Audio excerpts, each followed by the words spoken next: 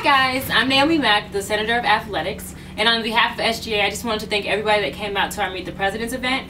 We had Dr. Pab, Athletic Director Vaughn Williams, and a couple other faculty and staff members come out and pretty much mingle with the students of KSU. So thank you for everybody that came out. It was a great event.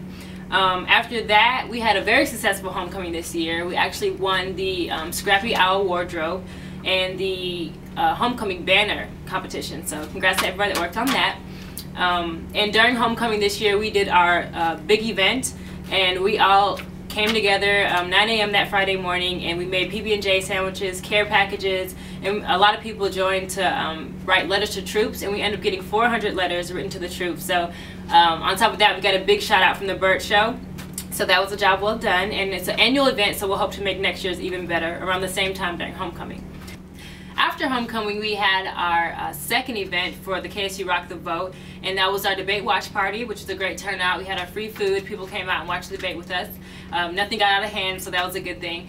And we just want to encourage everybody on KSU's campus to go out and vote. And if you're not sure whether or not you're a registered voter, you can actually go to elections.cobbcountyga.gov, and you can check your status there as well as where your location is to go ahead and vote. And early voting has started if you guys haven't done that already. The new class schedule for spring 2013 is up on AliExpress at this time, and you can check your classes, see if you have any timing conflicts or issues. And if you do, you can feel free to contact our Director of Academic Affairs. Her name is Catherine Street, and you can email her at directorstreet, that's S-T-R-E-E-T, at ksusga.com, and she can try to talk you through any issues you're having or try to resolve them for you if possible. And lastly, I got a chance to speak with one of our faculty members here at KSU about some of the parking issues on campus that I've heard a lot of concerns about. And so stay tuned and watch this interview. Good afternoon. I'm standing here in the West Parking Deck, one of the more popular parking decks on campus. And I'm standing with the Director of Parking and Transportation, Ms. Beth Tyndall. And we had a few questions for her to just clear up any issues and concerns that we've been hearing in SGA this year about parking and the new issues surrounding Bob. So, have you seen any parking and transportation improvements since the implementation of the new policy here? I have. Since we started area parking, the traffic around the campus and on the campus has been reduced dramatically, and it's because of only allowing a certain number of permits sold for each area. So it's no longer a hunt all around campus and we let everybody in. Once we get to that number, that threshold, for example, like in the west area, which includes the west deck, the west lot, the church lot, and lot A, then no more permits are sold, so we have plenty of space for everybody. And also, the reason the traffic is helped by that is because you know where you're going. Instead of, like I said, circling around, you're going straight to the west area and you'll find parking. And the traffic is almost non-existent this semester, which is amazing. Yeah, I know I can agree with that. I personally park in the West Deck, and it's been a lot easier for me. But we've actually had a few concerns this semester from different students saying that they actually had trouble getting into their assigned parking decks this semester. So do you guys think that you've worked on any solutions for next semester on how to improve maybe having them be able to find more parking for their assigned parking decks? Yeah, when we started the program,